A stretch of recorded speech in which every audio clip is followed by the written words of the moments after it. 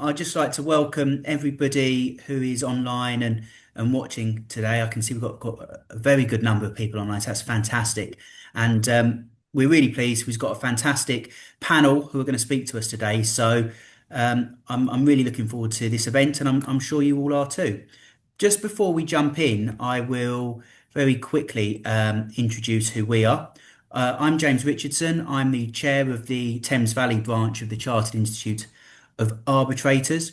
We're the Chartered Institute of Arbitrators, but we don't just do arbitration. As you can see today, we're doing mediation.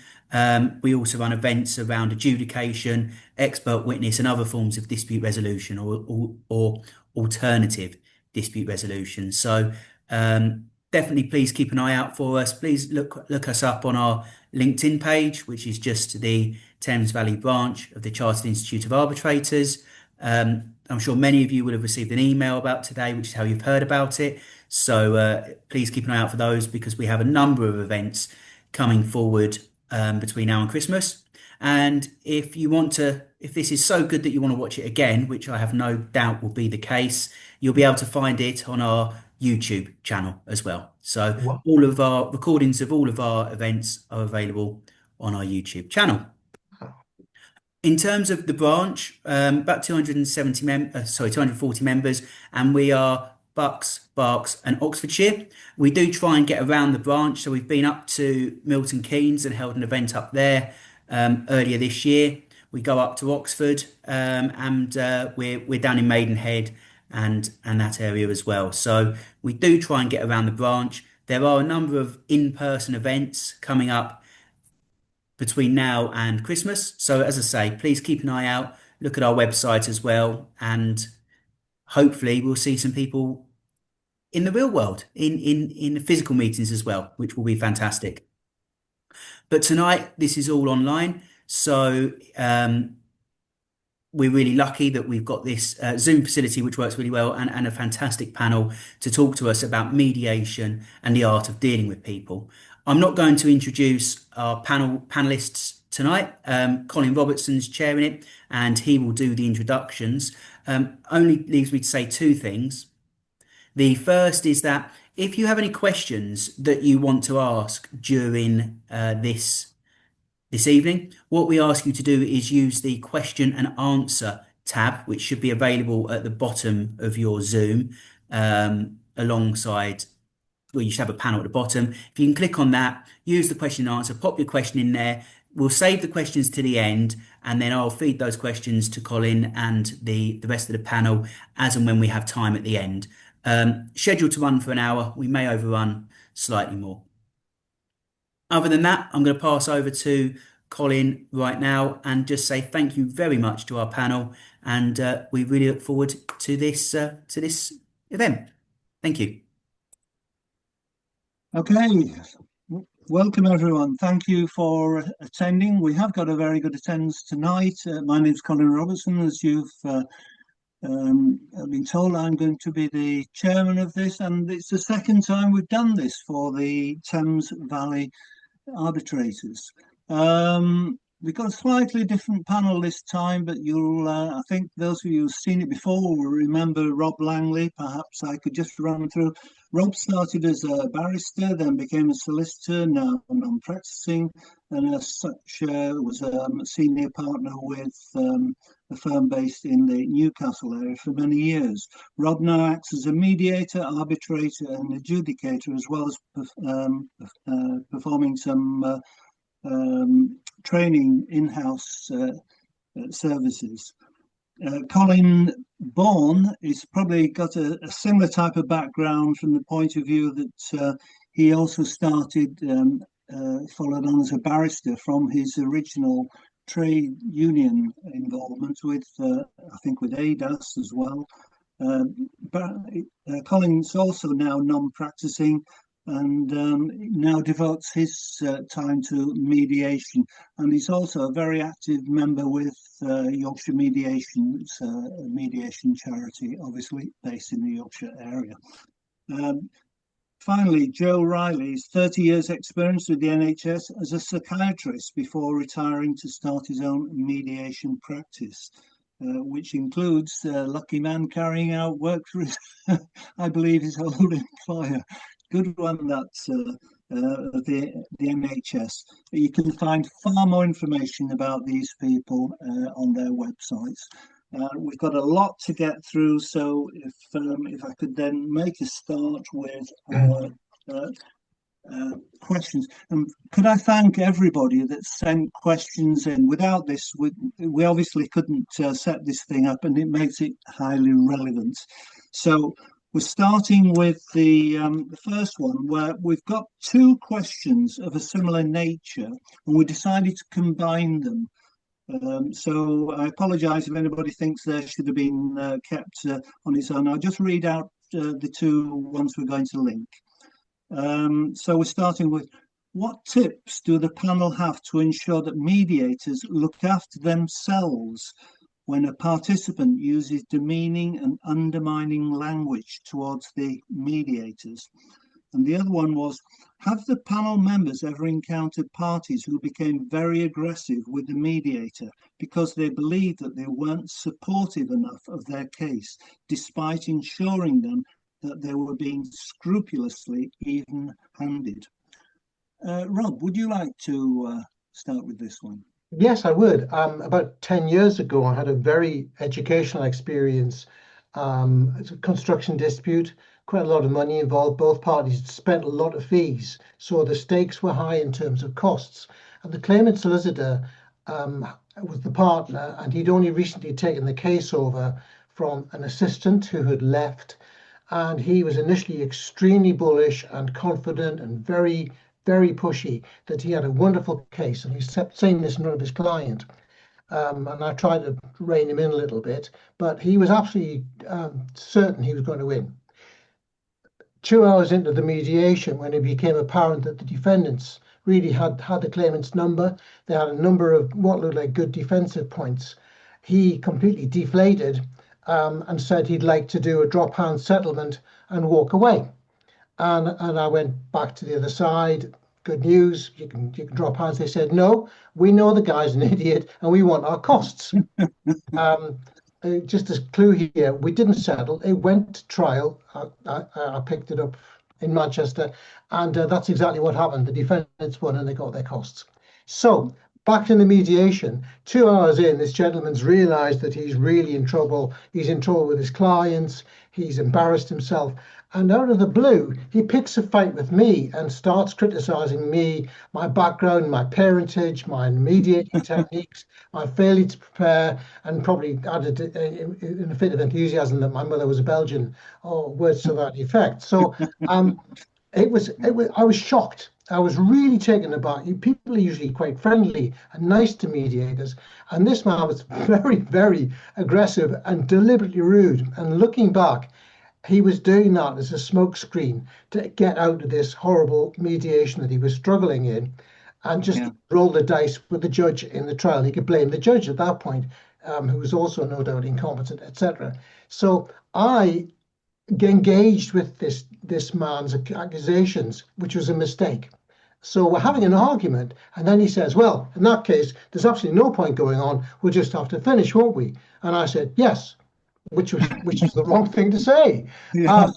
And tragically, it went to court, and his clients lost. And I feel so sorry for those clients to this day, because what I should have done was not lost my composure. So when we talk about how do we look after ourselves when the participant uses demeaning and undermining language, that's, from the claimant's point of view, a really good technique for shifting attention from oneself as the wrongdoer onto the person in the middle, the lightning rod, the mediator. So we should be ready for people to use that technique upon us and just keep our professional dignity, keep our distance. And instead of saying, that's nonsense, I did do this, I did do that, why are you saying that about me, etc. Instead of saying, look, I'm really sorry that you feel that way. I understand you're under pressure. You know, we can have an argument about me and my parents at some later date if you want to, but let's just try and make the best of this situation. If you want to drop hands, the other side are asking for 85. Why don't we see if they'll take 18? Why don't we just make the best of this? In other words, stay engaged allow this chap to have his little thunderstorm, look good in front of his client, save face somehow, and then just roll with the punch and try and just carry on the process. In fact, for me, I would also say, always say, my watchword is the process is what it's all about. Just keep the process going and it will Yeah. deliver for you. So I think to look after ourselves, keep our balance, never ever let someone trigger your own emotions and stay cool. And funnily enough, about a month later, I was doing a mediation where exactly the same thing happened. This is unusual, by the way. The same thing happened, the second time, and I wasn't surprised, and I just sort of laughed it off and dealt with Yeah. it. So that would be my suggestion. Stay cool and keep I going. have to say, a similar thing happened to me, and I knew I was being provoked. And that It's good. there were three people as part of this party, and I knew I was being provoked. And I could see the complaint being put together if I responded the way they wanted to, and I was furious. Anyway, Joe, any similar situation? Thank you, Colin. Yeah, fantastic example there, Rob. Well, I think I'll just pick up on something you said, Rob, which is the process and trust Yeah. the process. I mean, your role as a mediator is guardian of the process. So one thing that I've learned to do through some trial and error and the odd painful experience is people may have signed an agreement to mediate that says something about respecting each other, but they may never have read it in the first place. And they certainly won't remember it when the heat's on at the Yeah. start of the meeting. So when I introduce the mediation, I talk through again, apologizing for telling them again what I've told them before. I do spell it out. I say, things may get heated. It may be important for people to express their feelings, but I want no physical violence. I want no swearing. And I'd rather like it if everyone could treat everyone else here with dignity and respect. Is that a rule for this mediation we think we can accept? That's good. For in a joint session with everybody involved, including the representatives, because then you've heard everybody agreeing, obviously, to something they can't but agree with. And then wherever you get it further on in the mediation, particularly if it's ad mediatorem, which is what we're seeing here, then you can actually say, I want to understand what's going on here. We agreed this at the start, yet we seem to be rolling over it. I want to try to understand it a bit more. And I just want to reiterate the rule. And then if you need to pursue it further, particularly if it's at the tougher end of verbal abuse, then what you can do is go into a separate session and actually say, right, now, really, I want to get to the bottom of this. Thank you for your feedback, but tell me more and explore it, so that you know whether someone's trying to destroy the process and whether Could they're I willing just say, to. do you find any difference between in a closed session as against if all the parties are sitting around in their behaviour? Do you notice any Oh, difference? in so many different ways, yes. But somebody who is aggressive in their approach and tone in a joint session may be nice as pie in a one-to-one, Yeah. Yeah. particularly if it's Col- intentional and directed. It's an act. Yeah. It's an act, yeah. yeah. Colin, you'd like to Yes, explain? it's always worth remembering as a mediator that you're entitled to take time out too. Yeah. Each time you move between the parties then are on their own. They have time to think about what they want to say next Yes. while you're with party two. Yeah. I have in the past said when somebody gets rather tetchy because they think when I'm reality testing, I push one side in exactly the same way as I push the other side. Yeah. But needless to say, that the other side doesn't see it. Yeah. So I had then said, well, look, I'm going to take 5 minutes on the basis of what you said. I'm going to take 5 minutes to go away, think about what you said, because I have to consider whether or not, in the light of what you said, I can continue with this mediation. And immediately that party thinks, oh dear, have I just sabotaged this? Do I want this mediation to continue? I remember one situation where we had a solicitor we were in the room with the solicitor, and he was talking to the insurers. And I think he must have forgotten that we were in the room. Oh, And we heard him say, "So, whatever else, you want us to get rid of this today?" And clearly, the insurer told him that he had to settle it. So he came back into the joint session and made an offer that he knew the other side were going to were going to refuse. But what he didn't expect was the other side immediately started to pack up their things and leave. And my co-mediator and I actually chased them down the street yeah, I've to done that. persuade them to come back. We did in the end, but then the man who thought he was being really clever and driving a very hard bargain had to eat humble pie. So that idea of saying, I'm going to take time out to think about whether or not I can continue is useful as having a sobering effect on the belligerent party. Yeah. I just, reinforcing the point about the first part of this question, when people talking about uh, being demeaning and undermining people. The did you find in any of yours, Colin, that you were becoming what I would say the third party to the dispute? In other words, they were trying to drag you in as part of it. I haven't done that. That hasn't happened to me. Maybe I maybe I'm a softie and I allow people to demean and insult me, and I still stay there. But I just remember that I have a function there. Yes. They paid me to do a job, and I will do what I can to do that job. That's not to say I haven't had mediations fail, because I've got quite a good story at the end to tell you about one that did fail.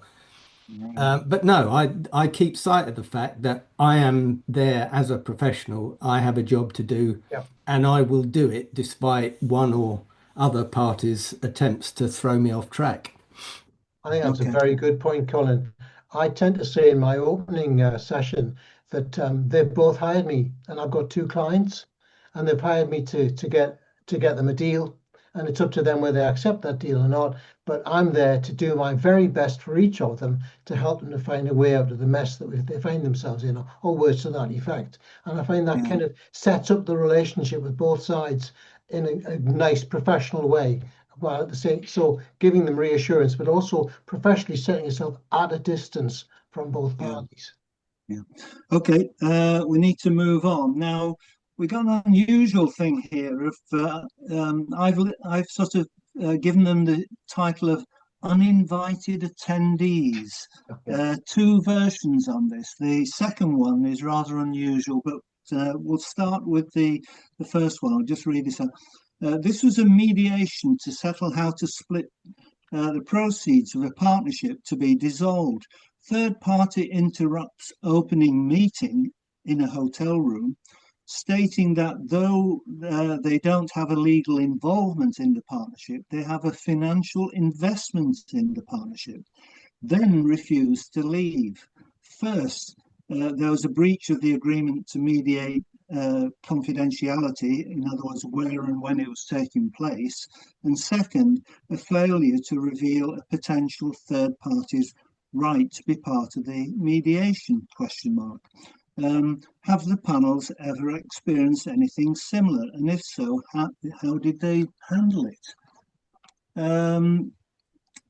Joe? Okay. One of the wonderful things about mediation is there's always the unexpected, Yeah, and sometimes it happens for the first time. So I don't think I've had anything quite like this.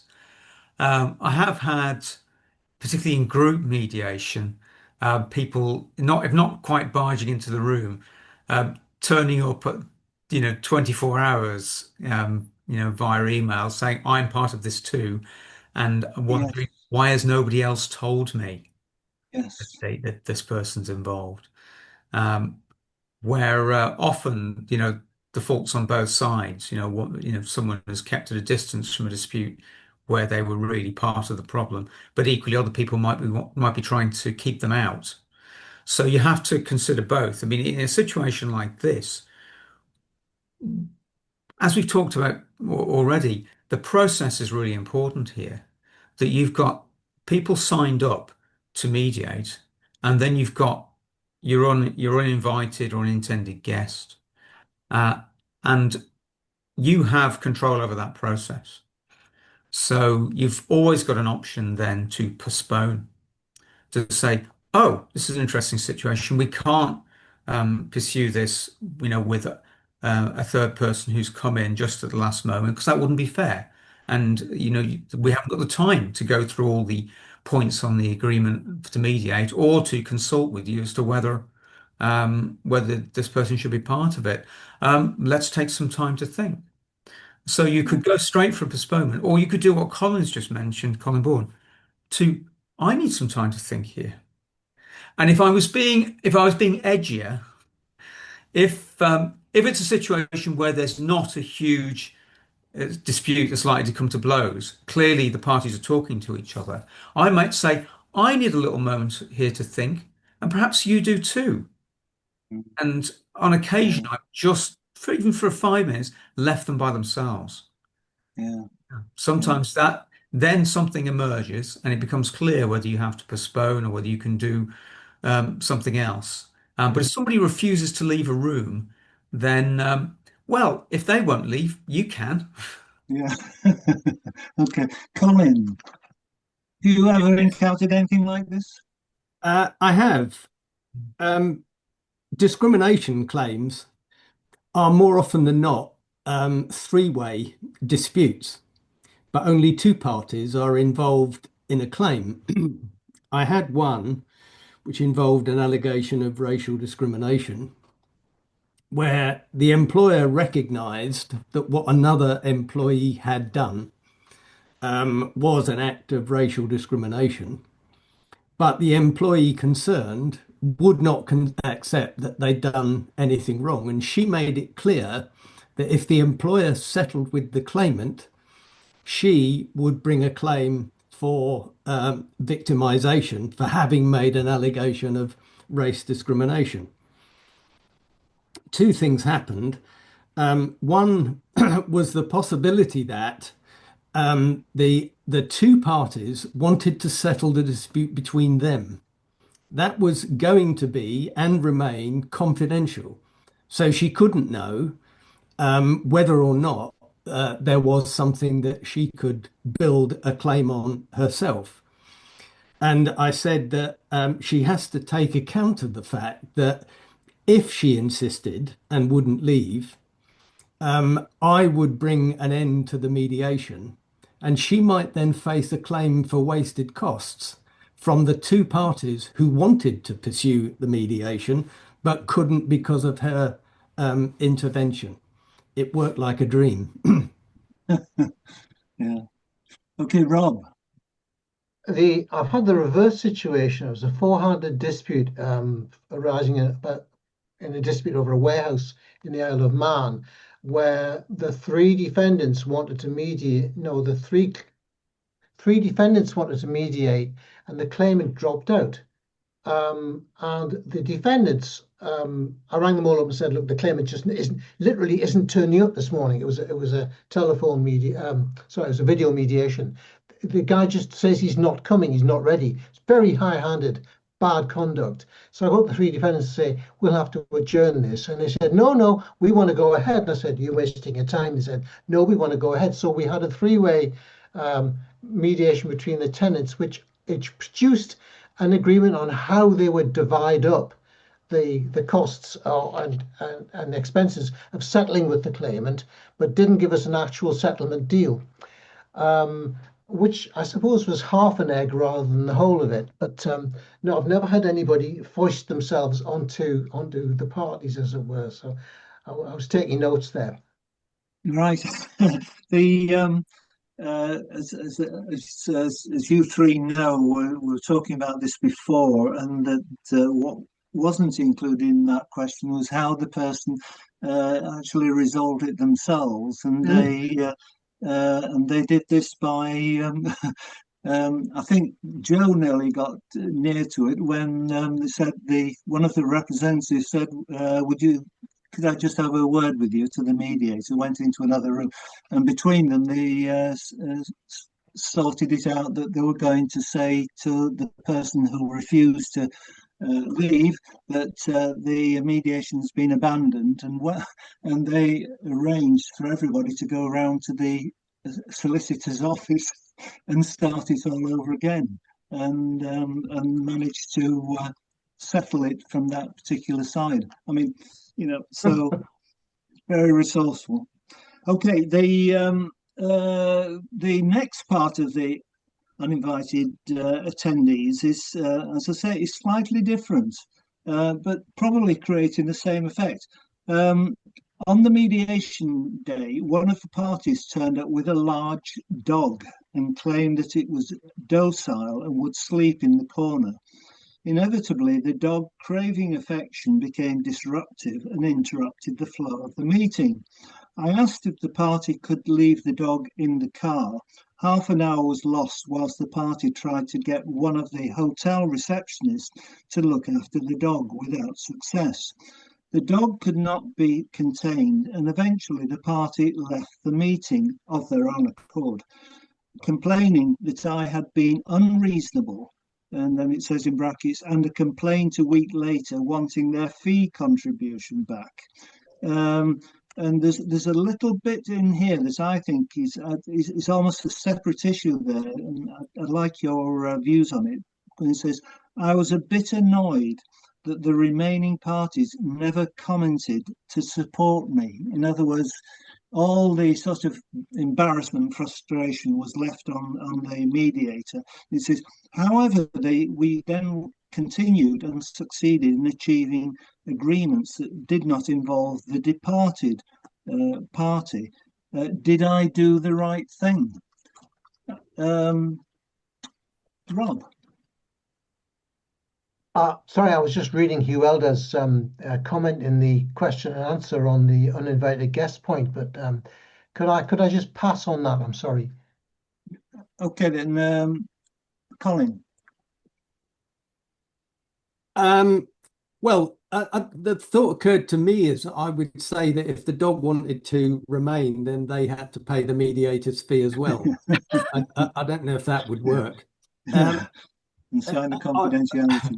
I'm always wary when somebody asks, did I do the right thing? It's impossible to say, really, because I wasn't there. I didn't see the way the dog behaved. I didn't see the way the dog's behavior affected the parties. So I don't know if you did the right thing, but you successfully resolved the dispute. That sounds to me like it wasn't a bad thing to do. It worked. Yeah.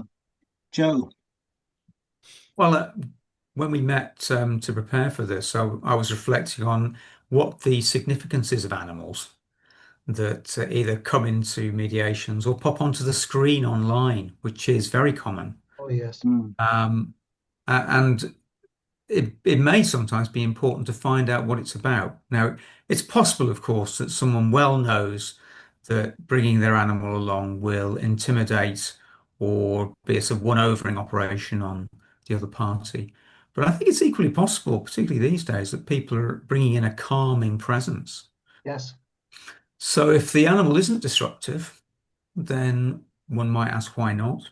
Why not have them in, or at least take that time in a one-to-one to find out what it's about and to tease out what they see perhaps the other party's difficulties being with it. And you have got control over the process, so you can postpone. But here, I mean, I'd probably go one step further and say that this questioner has quite possibly definitely done one of the right things that could have been done. But there's always more than one thing you can do. There's usually a range of options. I'll just let again say, having switched my brain back on, if somebody turns up with a dog, a lot depends on the circumstances, and I'm sure that the questioner got a good deal actually. But Yeah. someone turns up with a dog, it's probably because they want the dog to be there, and if they want the dog to be there, as Joe, I kind of immediately assumed what Joe was saying, that this person needed the dog to be there for some sort of emotional reason, as a friend, as the only person in the room or thing in the room that gives them full sort of credit and attention and love, etc. So as long as the dog's simply kicking you off in the private sessions, I don't mind how much of a nuisance it makes of myself. I can always get a dry cleaner's bill for the suit sort of thing. But Yeah.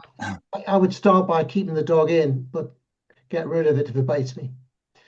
I'm going to say, I think it sounds though this might have at least probably it doesn't really explain as to whether this was in the private sessions or whether it was when they got round to everybody around the table in a joint session, Yeah. and it was just disrupting the whole flow of the thing. I mean, I feel the frustration actually when I know something's going well, and know when you should shut up and let the parties talk and all that, and then when people start fidgeting around because they've got some other distraction, yeah, it's a difficult one. Okay. Right, we've got another one here where there's been two very similar questions that we're going to link together again. So I apologize again. It says, what ways are there to manage participants who have a strong driver to be in control and who, despite signing the agreement to mediate, constantly overtalk others in the mediation process? And the other one is advice on maintaining fairness when one party is persistently disruptive during the mediation, presumably not a dog. But yeah. Joe, do you want to start with this one or? Certainly, yeah. I mean, my first reflection is that sometimes parties to mediation need a little bit of socialization into what mediation really is. Yeah. You know, that people come in as if they were playing hardball negotiations sometimes. And of course, it isn't that. And as you persistently reiterate the rules by which we operate mediations, and you don't respond to that, and you remind people of those rules, then sometimes the penny drops, particularly if you're able to go into a one-to-one session and explore it a bit further. But if people are really persistent about this, then sometimes that exploration will have to be really further developed. You know, sometimes I will say, I'm just wondering how the other person is feeling right now. You know, you know, what do you think the impact of this might be on the other person?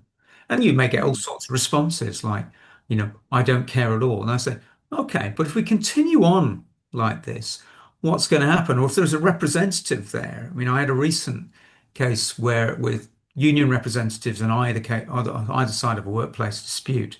And so it was very helpful to me because I could direct a question in a private session to the union representative to say, I'm just curious here, just take me through what the steps are after this if we don't resolve this today, because clearly there's a risk the other party may feel that they can't continue given they're not getting a chance to speak. Just take me through it bit by bit, just explain it all and what the options are, how long it's going to take, what the personal costs might be.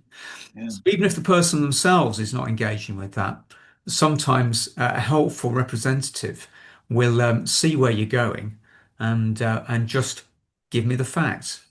Yeah.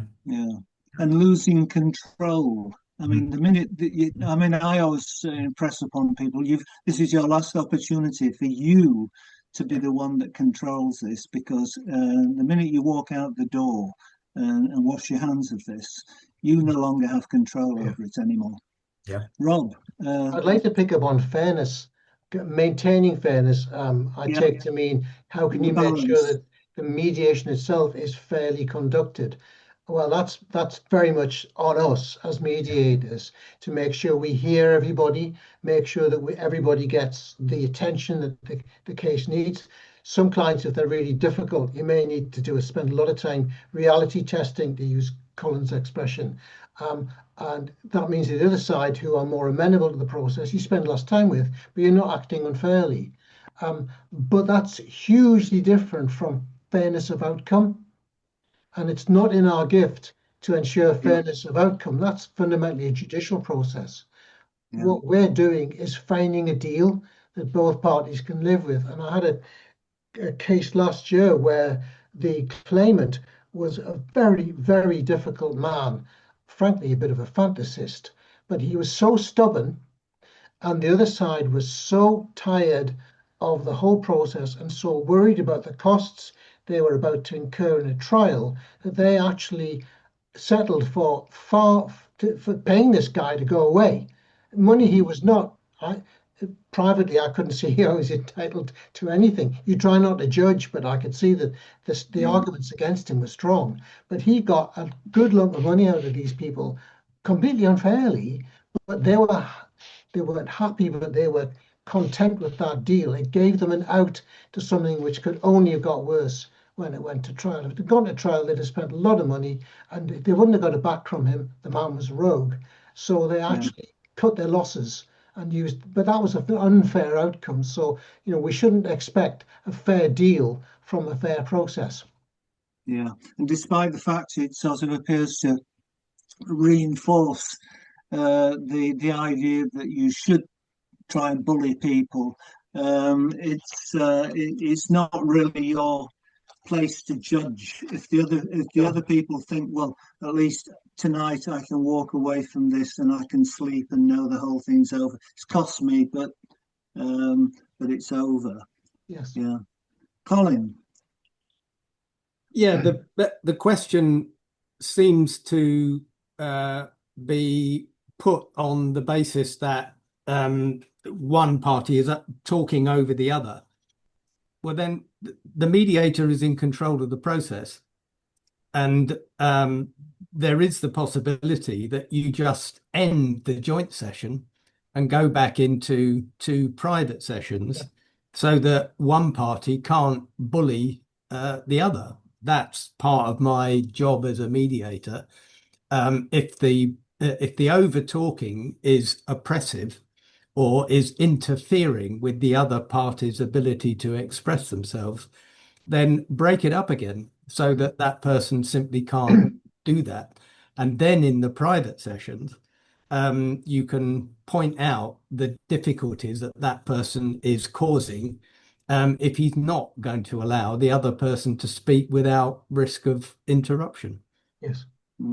I was going to say, I haven't experienced very much of this myself, because I think, like Joe, I spell it out, the rules at the beginning, particularly when it comes to, say, with anything like workplace or even neighbour disputes, that sort of thing, where you may get them to do an introduction something, and that their statement, you do not want anybody else, any other parties there to comment whilst that statement has been made.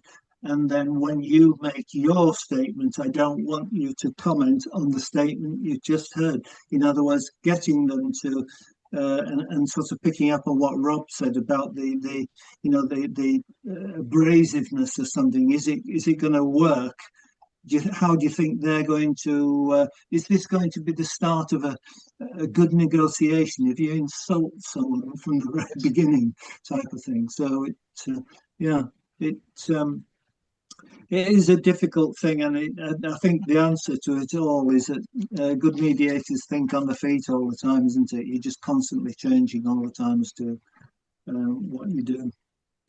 Right, okay. So now on to our fifth one here. It says, have the panel members ever experienced who, once engaged in the private shuttle sessions, just openly state that they refuse to compromise their opening position and stuck with it until the mediation ceases? If so, how did the panel members deal with it? And I'm assuming here this is someone that's taken it to the bitter end and has Yes. been sort of foolishly, despite all the reality checks and testing, they've just said, be blowed, I'm not going to do it. You know, whether it's playing games, I don't know. Colin. The difficulty with somebody who behaves like that is that you don't really know whether or not they're coming to mediation because they genuinely want an agreed solution, or they're coming to the mediation simply because they know what the consequences might be if they refuse. Yes. And of course, you have to try and assess on the day why it is that they're attending a mediation if they have no intention of changing their position. And one of the ways that you can test that is to ask them why they're spending money instructing me to mediate if they have no intention of altering their position. Because if that really is the position and they intend to maintain that position till the end, then we might as well save everyone's time and call an end to it now. Yep. Because there's no point in me mediating if I know that one of the parties is simply not willing to engage in the process. That's not what I'm there for. And it's unfair to the other side to persist when I know that it's not going to result in an agreement. Exactly. I mean, that's the issue I find. It really is unfair on the other side who are they are willing to engage, and they're just being led a dance and an expensive one. Rob. Ah, yes, the I get this fairly often. I've got a marvelous case. I'm not going to accept less than £1 million, etc., etc. And normally it's just a bluff. Yeah. So I can't. I keep a straight face, and I just keep turning the handle on the process. So reviewing the case, the iterative stages of reality testing, exchanging views to and fro, conveying questions, conveying answers, and gradually helping each side to do a risk evaluation of where they're actually here, where they actually are right now. And usually, in due course, despite saying they won't take less than £1 million, the offers start to come down. Very unusually, the guy actually means it. And there, I'm fairly philosophical. There's only so far as a facilitator mediator that I can take reality testing, stress testing, Socratic processes. And at the end of the day, I can't tell the parties they're going to lose. I wouldn't want to. And I take the view that if I've put an honest day's work in, I've done my job for both parties, I've tried to get them a settlement, and if one of them decides, despite having heard everything, that he's just not going to do it, well, he can go to court and find out if he's right or not. Joe. Well, I mean to add something to what's been said already, which is really comprehensive. Of course, when people come in like that, they're taking positions rather than interests, and often on a number. And of course, particularly in some of the workplace mediations I do, people come in with anger and resentment, and it's often been bubbling away for long periods of time even before the actual conflict openly arose, and certainly by the time you end up seeing them in mediation. I commonly think it's like the Irish directions you receive when you're driving around country roads in Ireland, which is, well, I wouldn't start from here, but you have to. So, so in one-to-one sessions, I think sometimes it's really important to try to show that you're curious about that person's position. You're expressing this, but again, what will happen, if we carry on like this until 5 o'clock or later?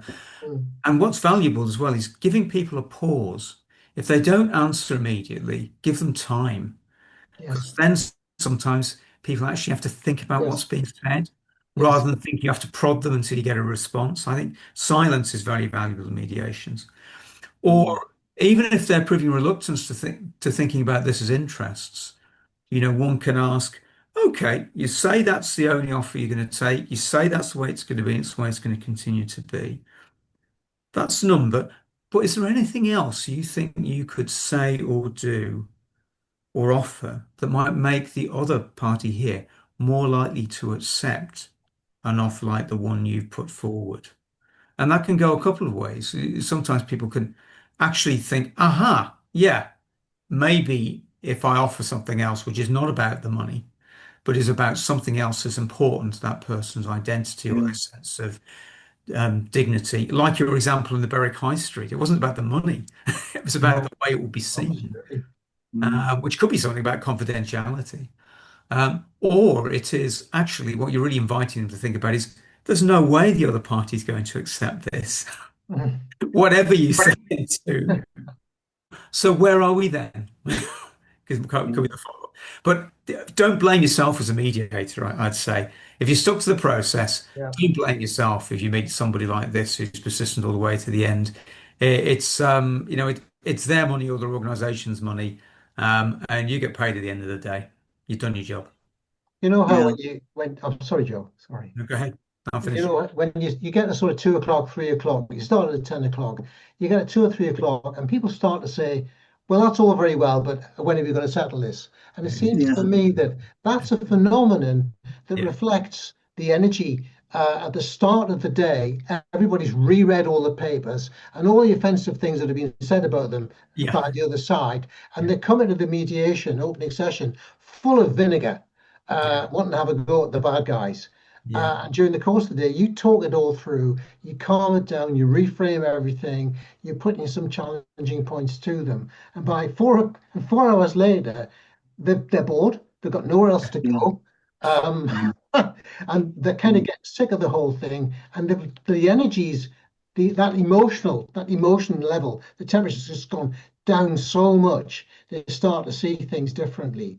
And that again shows how the process of mediation is just so simple but so very powerful, and we just need to keep turning the handle on the system. And the mediator needs to... Oh, go on. Sorry, go on, Colin. There's a slight variation on this, and that is it might become apparent during the mediation process that one party is being belligerent because their solicitor has told them that they're going to win. Oh, yes. They've assessed their chances of success very highly.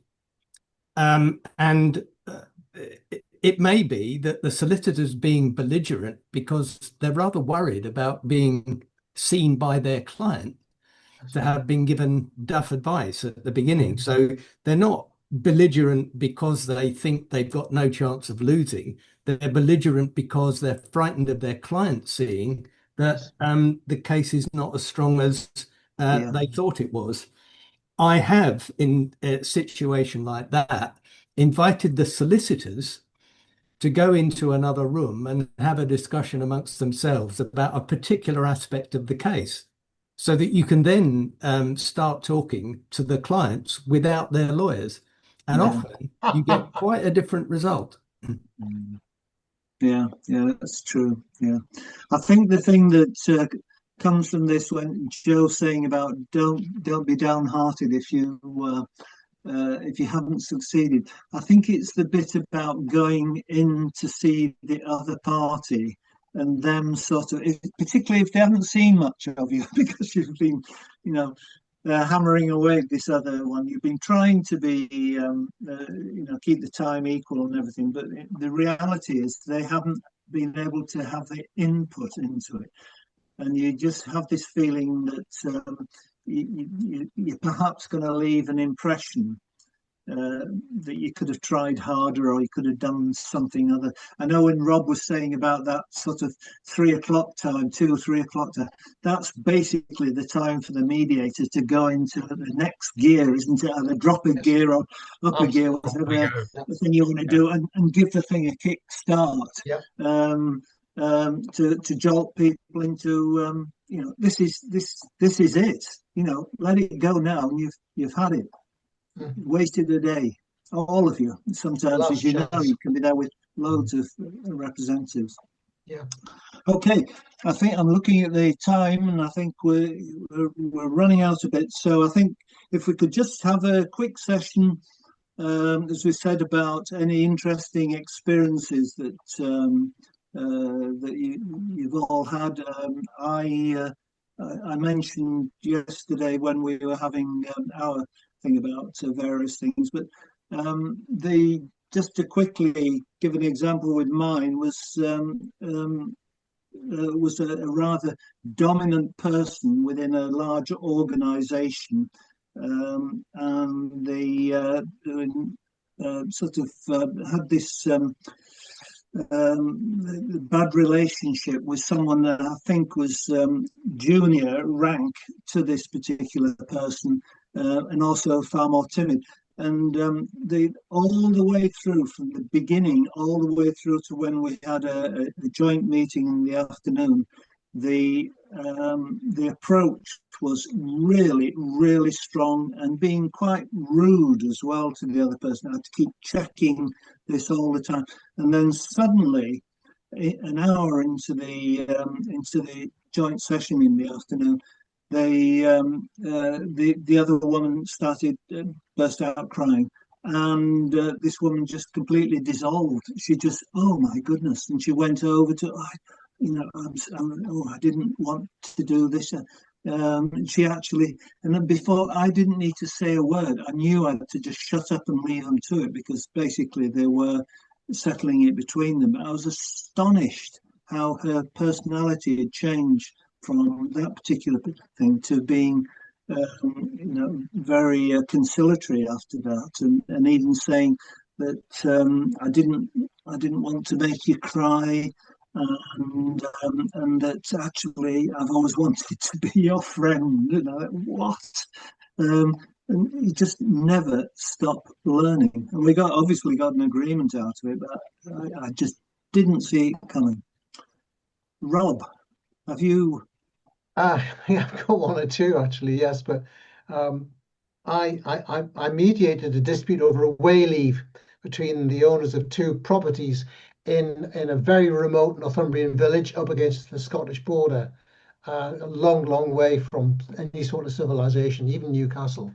And the whole village was against the people, the incomers who bought this cottage. So much so that the pub wouldn't rent us rooms for the mediation. Even the local church wouldn't let us use the church hall for the mediation. So we ended up doing the opening session on the village green, which only had about 3 houses around it, so it wasn't terribly public. Anyway, just my luck. There I am. I've got I'm saying, just state the claim and said, "Would you like to tell us how you feel about what so and so's just said?" At which point the local ramblers, 30 of them, actually came and in single file and walked across the village green through the middle of my opening session process,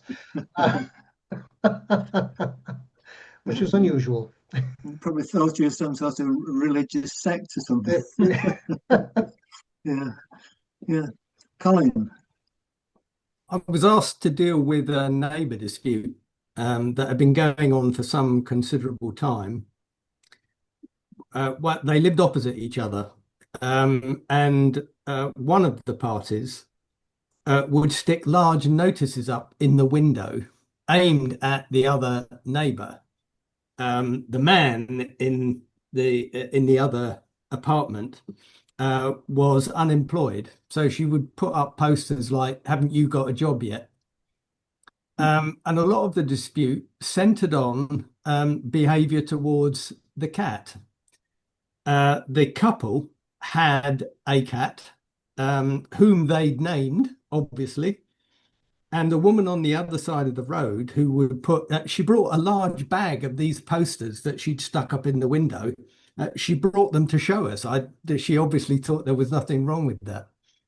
The woman who put up the posters didn't have a cat, but she would call the neighbour's cat and she would feed it. She called it by a different name. And she said in the mediation of the people who owned the cat that they didn't use the right name for the cat, and they said, "Well, that was the name we gave it when we got it as a kitten." She said, "But that's not his name. How do you know that?" "Well, he doesn't answer to it." "How do you know that?" She said, "Well, whenever I call him, he comes to me." I said, "Do you feed him?" She said, "Yes." I said, "Perhaps he's coming for the food." "No, no, no. He answers to the name that I've given him." And then I said, "Do you think it's possible that the cat comes because it recognizes your voice and it knows that it's going to be fed?" "No, no, no, that's not it. It's because that's his proper name." And she also insisted that the man in the other flat had been seen to kick this cat. And she said, "I've got a video of it. Do you want to see it?" So we said, "Well, if you insist, yes." So we watched this video. There was not only no sign of the man kicking the cat, there was no sign of the man or the cat. I wasn't able to resolve that one. Joe. Okay, I'll keep this one quick. This was a mediation that turned out successfully. I didn't think it was going to. I had a co-mediator with me. This was three creative freelancers in an East End creative hub, all very artistic, quite unique individuals, shall we say, a bit mistrustful of the process. And we'd rung in advance because we both lived some way away to say there will be three rooms, won't there? There will be, there'll be a main room. We need two separate rooms for both of you to go into that we can talk confidentially in. And we arrived together with these two participants and their third colleague who was engaged in it. And you have to imagine the scene. You had a nice big room with a window to the street, but at one end of the room were two huge floor to ceiling windows through which you could see two little rooms, booths effectively. And she said, "Yes, we've got three rooms. We've got this big one, and then we've got those nice two rooms you can see." And we thought, "Oh, fiddlesticks, what are we going to do?" So we thought we could just turn our backs when we were having our own conversation about what was going on. But we thought that seemed a bit, or possibly we could have done the footballer solution, couldn't we? Or, a politician solution when you want to say something. We thought neither of those would be constructive for the process. And so we went to the third colleague who was very helpful and said, "We're a bit stuck here. What can we do?" And she said, "Aha, I have the solution." And she had a big flowery bag and she whipped out a mauve drape. And it was a huge drape. She'd come prepared and covered the whole of that wall from ceiling to floor. She got up on some steps. She had these little tacks she could put it on. And she said, "Will that do?" And we said, "Yes." And we proceeded. So really, obviously, the lesson which I need to practice now is always bring a mauve drape just in case. Okay. Right, James. Do you have that's some brilliant. questions for us? Brilliant. Yeah, thank you very much. And running perfectly to time as well. So just because before we do anything else, I'd just like to thank all four of you for what you've done today. That was fantastic. I'm sure people got a lot from that because, as we sort of mentioned before, a lot of talk can be very dry or focus on the law or the process. But to get these examples of what you've actually encountered, I think brings it to life for all of us. So thank you very much for that. There's a couple of quick ones, and then maybe there's some others which might get us into a bit more discussion. So let's start with this. What would you say is roughly the success rate that you see in your mediations? 90%. Ooh. 90. Easy. Fantastic. Yeah, I'd go with that. About Yeah. 90. Certainly once I you get to a joint meeting. was going to say, if you split it between the commercial workplace and say neighbour dispute thing, I think one of the highest ones I think is definitely workplace. Definitely.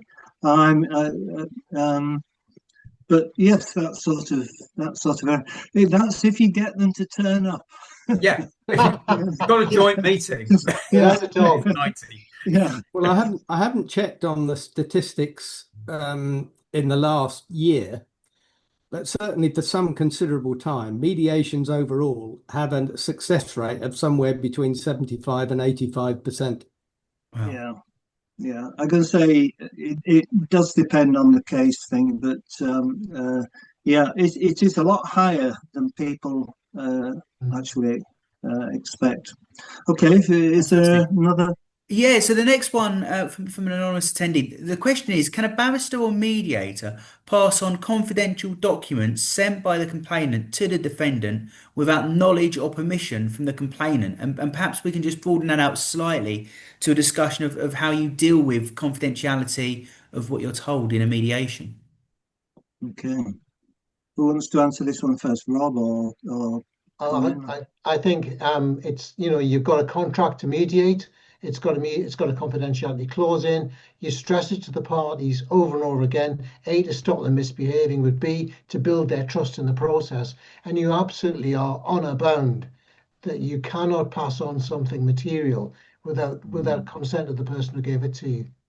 Yeah, And if it does sometimes happen that one party will disclose something, whether orally or as part of a document, that they say is just for your eyes only.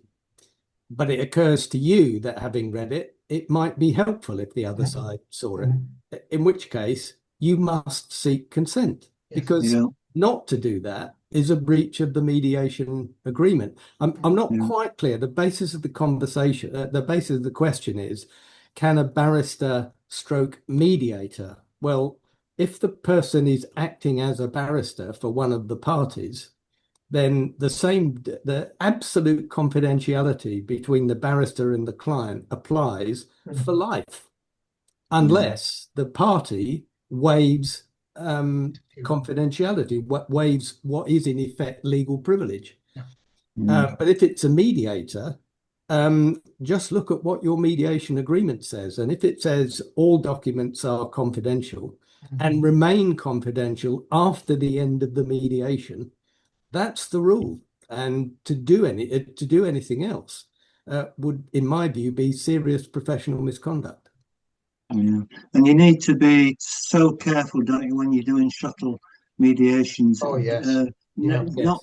Not think, oh, did I get permission to say this thing? So easy to go just a bit too far. Mm. Yeah, you have to be really careful and get, as you say, get clearance. Joe, have you anything to add to? Just sometimes you can't win. In fact, in the moved rate mediation, we had one party writing out in extreme detail what their concerns were and submitting that document to us, and then not giving us consent to share it with the other party, which we thought would have been helpful. And then they brought it along on the day and planted it in front of the other party. I know, And I of course, know. it took time to absorb and read through. And I think it's fair to say the other person there felt, unfairly done by because, it was some emotional material that then they had to process in order Yeah, for us to get somewhere. So whatever you do, sometimes, your parties can foil you. But the rule of, no disclosure without consent is just so important.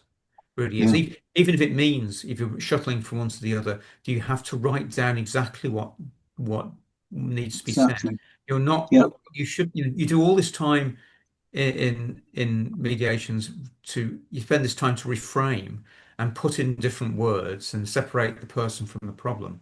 But the one time when you should use the words that have precisely been used is when you're shuttling from one to the other with an offer or a message or yeah, communication.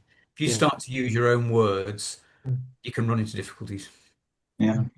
Okay, James, can we Brilliant. squeeze in some more? Yeah, we've got time for maybe a couple more. One here from Paul. Have you ever had a case where both parties agree, but this is a compromise as far as the law is concerned? For instance, if both parties agree as to the thickness of a party wall, but this does not comply with building regulations.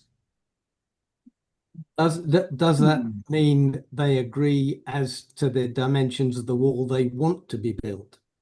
Well, I think what the person's getting at here is do you get agreements where the parties are perhaps able to reach agreement, but it doesn't comply with perhaps the statutory background, or the agreement itself is something which they can't enter into? And to what extent do you help guide them perhaps to getting a sensible agreement that is enforceable, maybe? I was going to say my thoughts are is you can't agree to something that's probably going to end up being, if not against the law, against regulations. Yeah. It's worthless. Yes. That's my I, thoughts on I that. would I would agree with that, Colin, because I mean a lot of our training as mediators is that what we're doing is delivering a deal which is comprehensive, it's sustainable, it has integrity, and it resolves the issues. Yeah. If you sanction and promote a deal which actually is defective in legal terms, then you are just creating a can of worms for the parties, and you haven't done your basic job. Mm. Yeah. Yeah. I agree with that.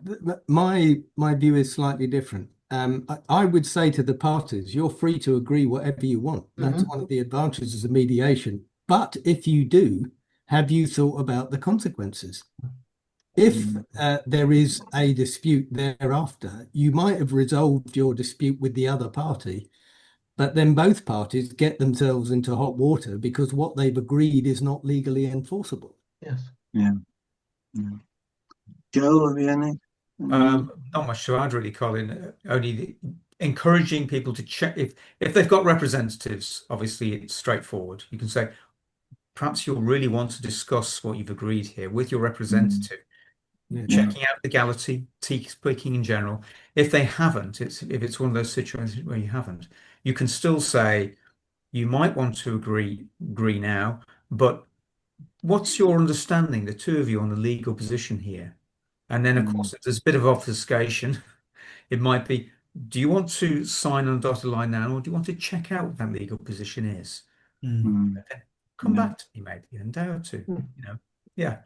So basically, you can communicate through your tone as a mediator a great deal that might not be sayable in words. Mm. Okay, James, over time for one more. Yeah, last one, and you've certainly covered aspects of this, but perhaps there might be some more examples or something you can shed on this. And this is, how can a mediator help keep negotiations constructive when one party feels the other is acting in bad faith? There's a bit of overlap, isn't there, with Yeah. any thoughts, any of you? I had a dispute last month where it was a construction dispute, coincidentally, again, and neither party trusted the other side. Each party felt that the other side had engaged in sharp practice, was unreliable, was two-faced, and neither side wanted to have an opening session. And fortunately, I had a great relationship with with one party just as fellow professionals. The other party, I knew their lawyer from many years ago. So I was able to say to both these people who had a basis of trust in me, professional representatives, could you trust me? I actually think if you guys got together and your clients talked to each other, I think they'd actually be able to clear this up. And they both trusted me, although they didn't want to have an opening session. So we did an opening session where one party got to rant on for about 20 minutes and really got it all off his chest. And that made a big difference to how he then viewed the process. And the other party got to actually give a very learned, clear, measured exposition of why they had a brilliant case. And that was heard and understood and taken on board. And the parties did settle, and the party that heard how good the other side's case was dropped its counterclaim, coincidentally, and the party that had this huge grievance eventually ended up taking quite a modest settlement because they'd listened to each other as people. And we finally cracked the deal by putting the two managing directors in a room together by themselves, and they came out with an agreement 20 minutes later. So I think sometimes you can overcome suspicions of bad faith, but I'm conscious I haven't answered the question of how do you deal with actual bad faith. Well, I have had a situation where both parties mistrusted the other, and that they were using phrases like cowboys, he hasn't got a clue, and they were insulting each other in private sessions. I didn't bring them together at this stage, but they were first accusing the other of incompetence and accusing the other of bad faith. And it would take too long to go into the details. But at one point, one of the parties had taken over a business started by his father, and he had a great professional pride in what he was doing. And when he was explaining to me how much he resented the other guy accusing him of being a cowboy, he said, "My father started this business in 19, whatever it was, and I'm very proud of it. And I'm very proud of the way that we've kept the business going after my father died." And he had tears in his eyes. And I could see that was really important to him. And I said, "I think it might be helpful if you were to say that to the other side." And he said, "All right." So I brought them together and he sat across the table and he said this, and the other party's resolve just melted away. Yeah. And we'd been going from 10 o'clock till about 4 o'clock in the afternoon. Within about 10 minutes, we had an agreement, and the other guy got out his checkbook and wrote out a check on the spot, and the two of them went to the pub. They didn't invite me. Joe, anything to add? I'm just thinking Colin really deserved a drink there. Well, there's not much to add. I think it's all been said, really. But in fact, yes, it has all been said. I'm quite happy to stop there. Right. Okay. I think it's time It's we time. let Yeah. James go home to his family, I think, before it's midnight. So yeah. Okay. That's James. been brilliant. No, that just leaves me to say thank you all once again for tonight. It was really thoroughly enjoyable, really insightful. So thank you all again, and thank you everybody who turned up and is still here. It's brilliant to have you all with us. Thank you. Thank you for the invitation. Thank you very much. Thank you very Yeah, much. pleasure. We've enjoyed it. Yeah. Thank you.